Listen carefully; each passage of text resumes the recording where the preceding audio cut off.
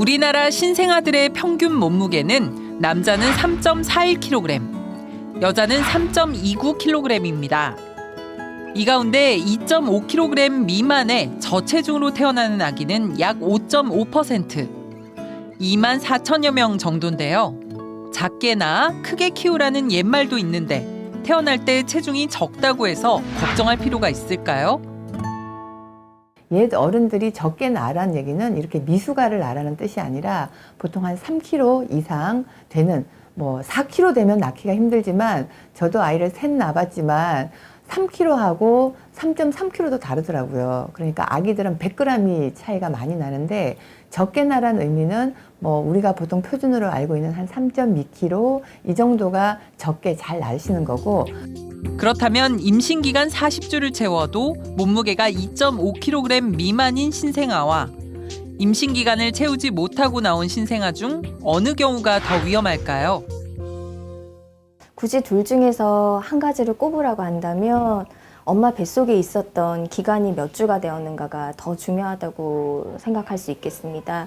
왜냐하면 아이들은 주수에 따라서 그 몸의 기능들이 만들어지기 때문인데요. 특히 그 표면 활성 물질을 만드는 폐포 기능이 주수가 늘면 늘수록 더 잘 만들어지기 때문에 주수가 더 중요하다고 볼 수 있겠습니다. 저체중아의 경우 건강상 심각한 영향을 받기 쉬운데요.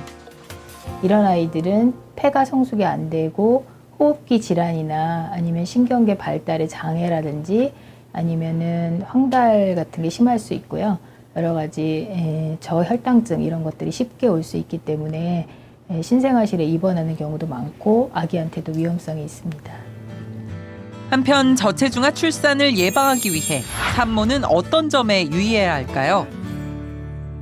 아기를 위해서 섭취해야 될 영양소를 균형 있게 섭취하는 게 제일 중요합니다. 중요한 영양소가 단백질과 철분, 칼슘 같은 무기질, 엽산, 비타민 U가 굉장히 중요하기 때문에 이런 영양소는 꼭 챙겨 드셔야 되고요. 임신 중에 이렇게 굶거나 굶는 다이어트를 하는 경우를 간혹 보는데 위험천만입니다. 그렇게 되면 저체중아가 될 확률이 엄청 높아지는 거죠. 그렇다면 지금부턴 저체중아를 돌보는 몇 가지 팁을 알려드리겠습니다.